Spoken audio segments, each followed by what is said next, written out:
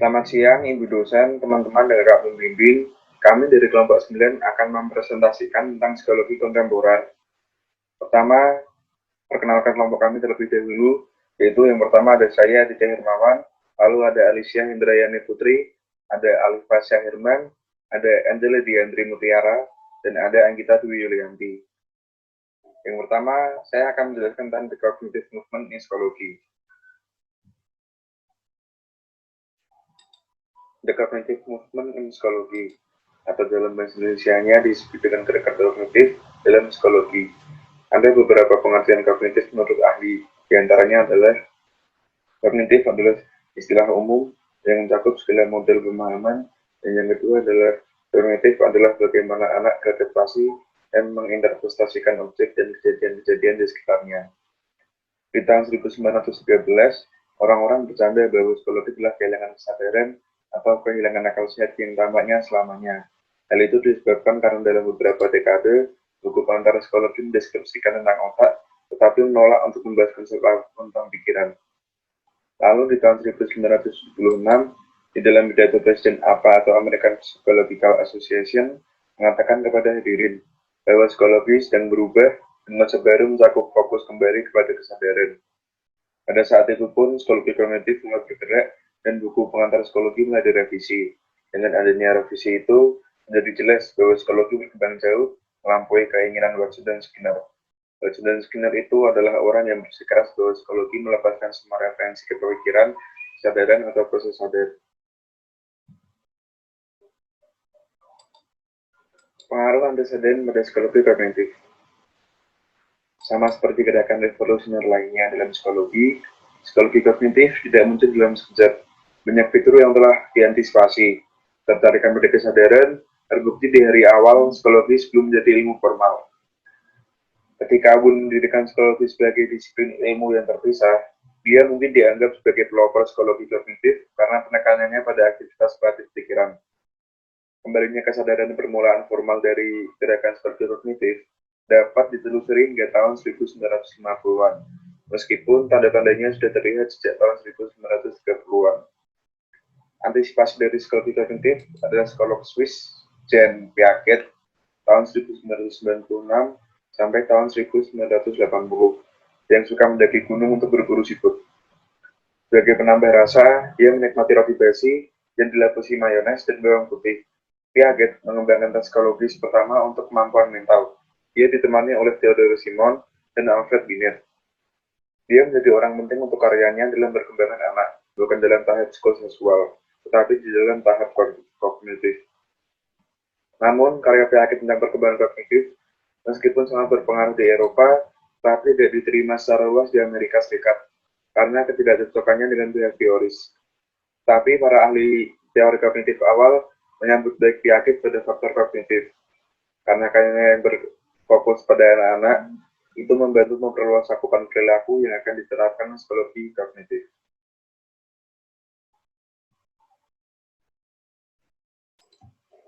Pendirian psikologi kognitif. Pendirian psikologi kognitif tidak terjadi dalam semalam, juga tidak dapat dikaitkan dengan karisma seseorang. Seperti psikologi fungsional, gerakan kognitif tidak mengklaim pendiri soliter, mungkin karena tidak ada psikologi yang bekerja di area tersebut yang memiliki ambisi pribadi untuk memimpin gerakan baru.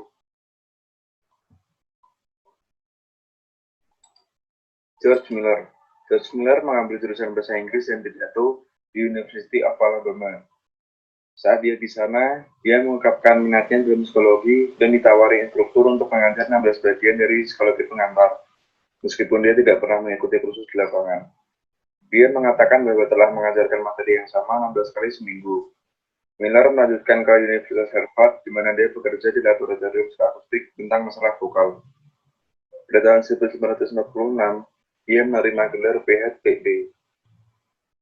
Pada pertengahan 1950-an, setelah meneliti teori pembelajaran statistik, teori informasi, dan model pikiran berbasis komputer, Miller menyimpulkan bahwa behaviorisme tidak seperti yang dikatakannya, yaitu akan berhasil. Kemiripan antara komputer dan cara kerja pikiran manusia membuatnya terbesar, dan pandangan tentang psikologi menjadi lebih baik berorientasi pada kognitif. Pergeseran Miller ke arah psikologi kognitif juga terbantu oleh sifat pemberontaknya, yaitu yang khas dari banyak psikologi lainnya. Mereka dipersiapkan untuk memberontak dan melawan psikologi, kemudian diajar dan dipraktekkan. Fokus mereka kepada faktor kognitif perilaku.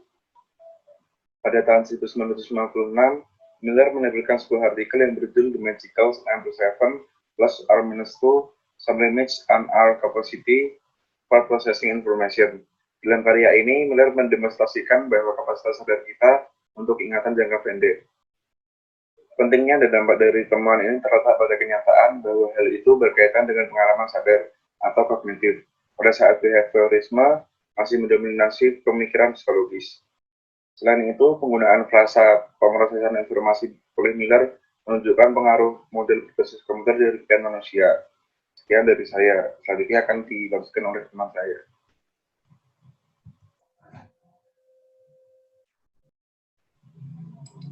Pada sekitar tahun 1915, Miller dan John Brunner, rekannya di Harvard, mendirikan pusat penelitian untuk menyelidiki dan menganalisis pikiran manusia. Pada awalnya, mereka menginginkan sesuatu yang bersifat mental untuk menjadi inti dari pembelajaran mereka. Namun, metapsikologi, folk psikologi, common sense psikologi dirasa kurang cocok dan akhirnya mereka memilih untuk menggunakan kognisi.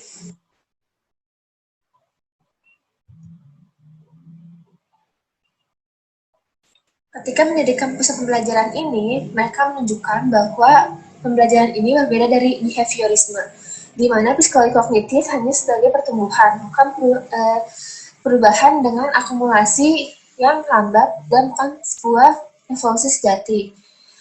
Miller mempercayai bahwa psikologi kognisi adalah kembalinya psikologi akal sehat yang mempercayai psikologi dengan kehidupan mental dan perilaku. Para pendiri psikologi kognitif mempelajari beberapa topik seperti bahasa, persepsi, ingatan, konsep, pemikiran, dan psikologi perkembangan.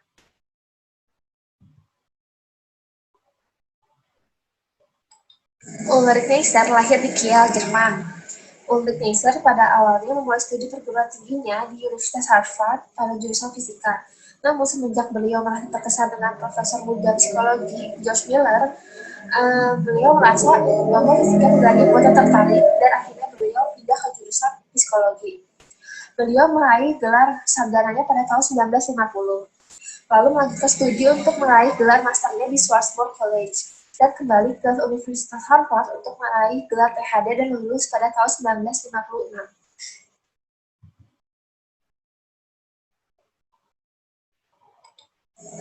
Neisser menerbitkan buku yang berjudul Kognitif Psikologi pada tahun 1967, di mana buku itu menjadi tonggak dalam sejarah psikologi dalam upaya mendefinisikan pendekatan dalam bidang tersebut.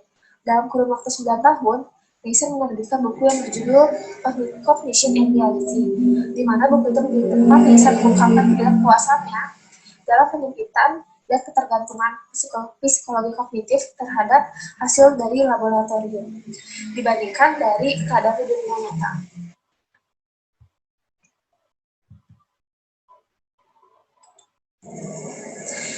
Neisser bersikeras bahwa hasil penelitian psikologi harus memiliki validitas dalam ekologis, yang berarti harus dapat digeneralisasikan di dunia nyata. Selain itu, beliau menyimpulkan bahwa psikologi kognitif tidak banyak berkontribusi terhadap pemahaman psikologi mengenai cara mengatasi sesuatu, tetapi harus mampu menerapkan temuan mereka ke dalam masalah praktis, yaitu membantu orang dalam menghadapi masalah sehari-hari kehidupannya.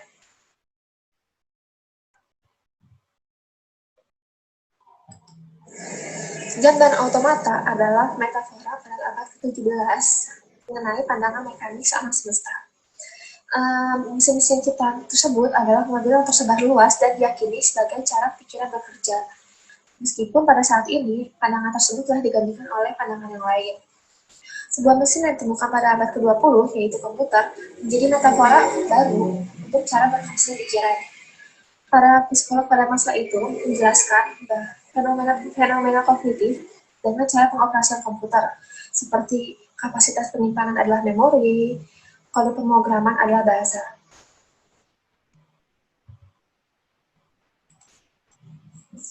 Program komputer pada dasarnya adalah sebuah mesin yang diinstruksikan untuk menangani sebuah simbol yang memiliki fungsi mirip dengan pikiran manusia.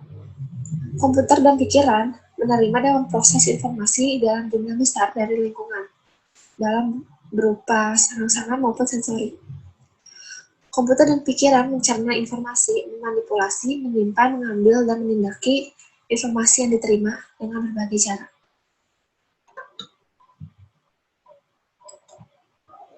Pada awal Perang Dunia Kedua, Angkatan Darat Amerika Serikat perlu menemukan cara cepat untuk menghitung kalkulasi untuk menembakkan artileri. Buku pengaturan untuk tiap jenis artileri berisi ribuan tabel pengaturan, dan untuk menghitung satu lintasan peluru artileri dibutuhkan waktu 12 jam secara terus-menerus dan rumit. Namun, dalam satu tahun, mereka tidak mampu menerima semua permintaan perhitungan lintasan peluru hingga situasinya sangat kritis. Bahkan, beberapa artileri perlu ditarik dari medan perang karena tidak tersedianya perhitungan lintasan peluru.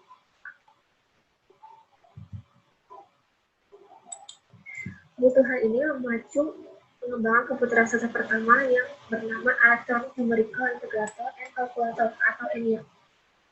Mesin ini berbentuk tapal kuda yang menempati titik dinding sebesar 80 kaki dengan tinggi 8 kaki dan berat 30 ton yang berisi 17.468 tabung hampa, 10.000 kapasitor, 70.000 resistor, 1.500 relay, 6.000 saklar manual, serta serangkaian elektronik yang sangat banyak, sehingga penduduk besar sangat dibutuhkan untuk menghilangkan panas yang dihasilkannya. Dan setelah masa ini, evolusi mesin komputer berlangsung sangat cepat.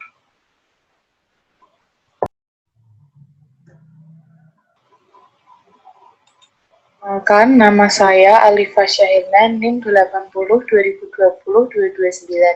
Di sini saya akan menjelaskan sedikit apa itu kecerdasan buatan. Kecerdasan buatan adalah simulasi dari kecerdasan yang dimiliki oleh manusia yang dimodelkan di dalam mesin dan diprogram agar bisa berpikir seperti halnya manusia. Pada tahun 1950-an, para ilmuwan dan peneliti mulai memikirkan bagaimana caranya agar mesin dapat melakukan pekerjaan seperti yang dikerjakan oleh manusia.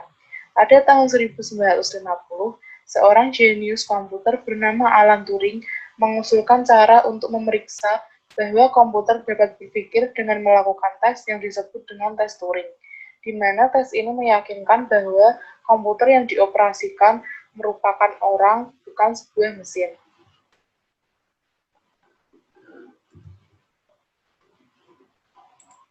Dilakukan dengan seorang interrogator yang akan memberi pertanyaan kepada dua orang, di mana yang satu merupakan sebuah komputer dan yang satu manusia itu sendiri, seperti yang terdapat pada gambar tersebut. Jika interrogator tidak dapat membedakan mana itu komputer dan manusia, komputer itu dinyatakan telah lulus ujian. Banyak psikolog kognitif yang setuju bahwa komputer dapat lulus tes Turing dan menstimulasikan kecerdasan. Namun saat itu belum ada yang lulus tes Turing. Setelah itu banyak yang melakukan tes Turing dan belum dapat lulus. Hingga pada tahun 1997 terdapat sebuah pertandingan catur yang dimenangkan oleh komputer dan mengalahkan dunia catur. Dan muncullah kesimpulan bahwa komputer tidak berpikir meskipun berperilaku seolah-olah berpikir. Meskipun kinerja komputer terus meningkat dan performanya yang spektakuler, komputer masih harus diprogram terlebih dahulu oleh manusia yang berpikir.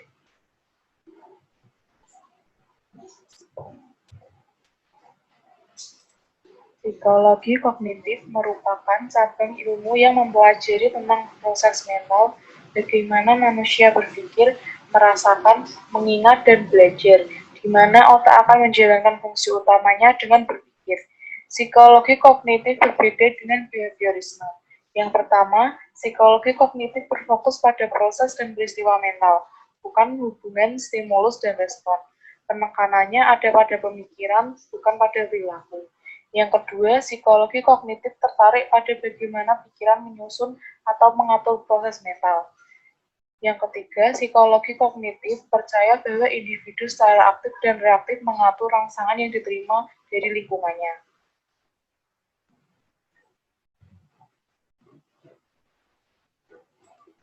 Cognitive neuroscience adalah ilmu yang mempelajari mengenai kognisi dengan penekanan pada perkembangan maupun fungsi otak. Ilmu ini bertujuan untuk menentukan bagaimana fungsi otak menimbulkan aktivitas mental dan menghubungkan aspek tertentu dari pemrosesan informasi dengan wilayah otak tertentu.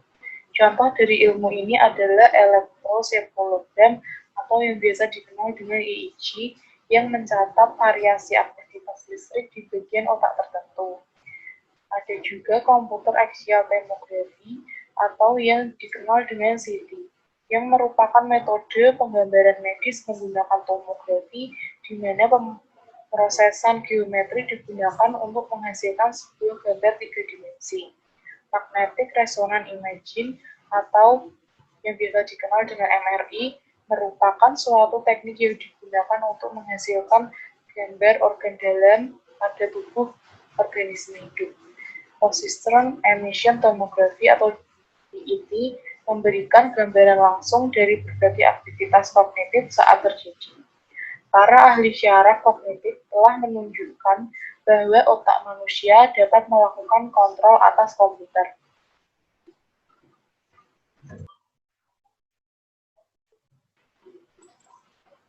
The role of introspection atau peran introspeksi. Seorang psikolog yang menulis pada akhir abad ke-20 mencatat sebuah fakta bahwa jika kita ingin mempelajari kesadaran, kita harus menggunakan introspeksi. Para psikolog telah berusaha untuk mengkuantifikasikan laporan-laporan introspektif untuk membuatnya menjadi lebih objektif dan dapat diterima oleh analisis-analisis statistik. Terdapat pendekatan dalam peran introspeksi yaitu penilaian fenomenologis retrospektif, yang dimana merupakan sebuah pendekatan yang melibatkan tindakan meminta subjek untuk menilai intensitas pengalaman subjektif mereka ketika sedang merespon pada sebuah situasi stimulus sebelumnya. Berikut ini masalah-masalah yang terjadi dalam peran introspeksi. Yang pertama, beberapa subjek mungkin akan memberikan laporan-laporan introspektif yang lebih disukainya secara sosial. Yang kedua, para subjek mungkin tidak akan dapat mengakses bagian dari pikiran atau perasaan mereka karena mereka berada jauh dalam pikiran tak sadar. Unconscious cognition atau kognisi tak sadar. Riset menunjukkan bahwa sebagian besar aktivitas berpikir dan pemrosesan informasi terjadi di dalam pikiran tak sadar, yang dimana dapat berinteraksi lebih cepat dan efisien dibandingkan pikiran sadar. Unconscious atau para psikolog kognitif biasa menyebutnya dengan sebutan unconscious berbeda dengan teori psikoanalisis yang dipaparkan oleh Freud. Non-conscious bersifat lebih rasional dan terlibat dalam tahap awal kognisi dalam merespon sebuah stimulus, sehingga proses-proses tak sadar membentuk sebuah bagian integral dari pembelajaran dan dapat dipelajari secara eksperimental.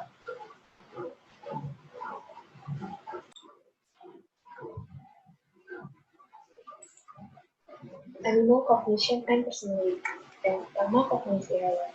Sejak tahun 1970-an, para psikolog hewan telah melakukan riset kognisi hewan melalui stimuli. Riset tahap awal menggunakan stimuli yang sederhana, seperti cahaya berwarna, nada, dan mimikri. Riset tahap selanjutnya menggunakan stimuli yang lebih kompleks dan realistik, seperti foto-foto berwarna dari objek-objek yang familiar. Dari riset tersebut menunjukkan bahwa memori hewan itu kompleks dan fleksibel, serta setidaknya proses-proses kognitif tertentu dapat beroperasi secara sama pada hewan dan manusia. Tetapi gagasan tersebut masih kontroversial. Hal ini dikarenakan sebagian psikolog hewan bersikukuh bahwa riset yang dilakukan hingga kini tidak cukup mendukung generalisasi bahwa kognitif hewan sama seperti kognitif manusia. Berikutnya, kepribadian hewan. Pada awal tahun 1990-an, dua orang psikolog memutuskan mempelajari 4 lompat ekor gurita merah di sebuah akuarium di Seattle, Washington. Para psikolog tersebut mengamati gurita-gurita dalam 3 macam situasi eksperimental dan menemukan bahwa kepribadian gurita-gurita itu berbeda dalam 3 faktor, yaitu yang pertama aktivitas, yang kedua reaktivitas, dan yang ketiga penghindara. Sejak riset tersebut dilakukan, sejumlah studi menyimpulkan bahwa setiap hewan memiliki kepribadian dan karakteristik yang berbeda-beda.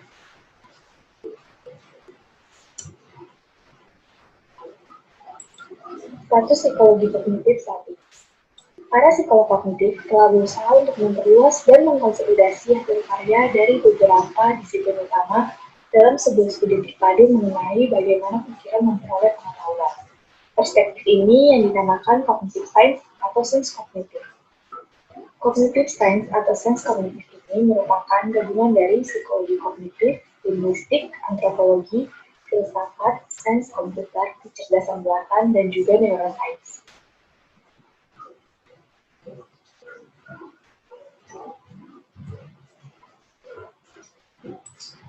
Namun, tentu saja psikologi kognitif juga mendapatkan kritik dari para psikolog lainnya.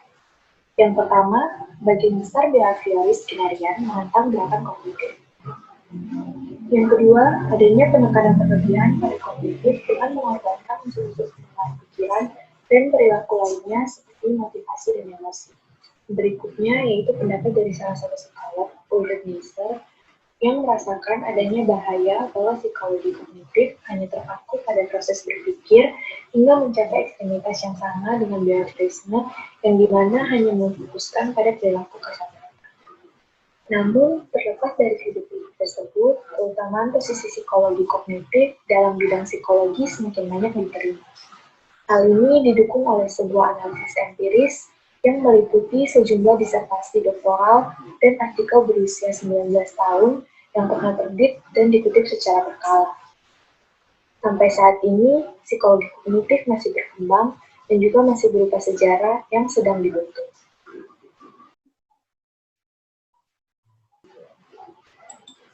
Selamat siang, perkenalkan nama saya Anggita Dwi Yulianti, NIM 802020235. Di sini saya akan menyampaikan materi mengenai psikologi evolusioner. Psikologi evolusioner adalah pendekatan psikologis yang paling mutakhir, yang menyatakan bahwa manusia memang makhluk biologis yang telah diatur oleh evolusi untuk berperilaku, berpikir, dan belajar. Pendekatan ini didasarkan pada asumsi bahwa orang dengan perilaku tertentu yang mempunyai kecenderungan afektif untuk lebih bertahan hidup. Psikologi evolusioner adalah bidang luas yang memanfaatkan temuan-temuan penelitian disiplin ilmu lain, termasuk hewan, biologi, genetika, neuropsikologi, dan teori evolusi. Berikut adalah 4 proposisi dasar psikologi evolusioner.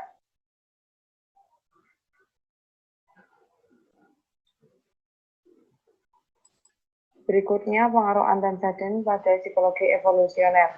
Pada tahun 1890, William James dalam bukunya menyatakan bahwa perilaku manusia yang diatur sejak lahir oleh kecenderungan genetik disebut naluri.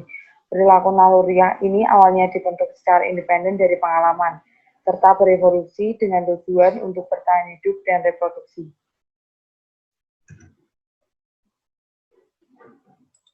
Martin Seligman pada tahun 1971 melakukan penelitian yaitu lebih mudah untuk mengkondisikan agar orang takut pada serangga, ular, anjing, ketinggian, dan terowongan. Namun lebih mudah untuk mengkondisikan mereka agar takut pada benda yang bersifat netral seperti mobil. Revolusi kognitif merupakan awalan dari psikologi evolusioner yang menyamakan pikiran manusia dengan komputer yang dapat memproses informasi apapun yang diterima.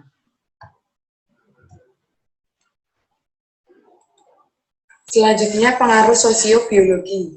Manusia cenderung turun-temurun untuk memperoleh struktur sosial dan perilaku seperti dalam masyarakat untuk disebut sifat manusia. Meskipun banyak orang memiliki keinginan bebas dan pilihan, namun perkembangan psikologis mereka lebih dalam olegen dalam arah tertentu daripada yang lain.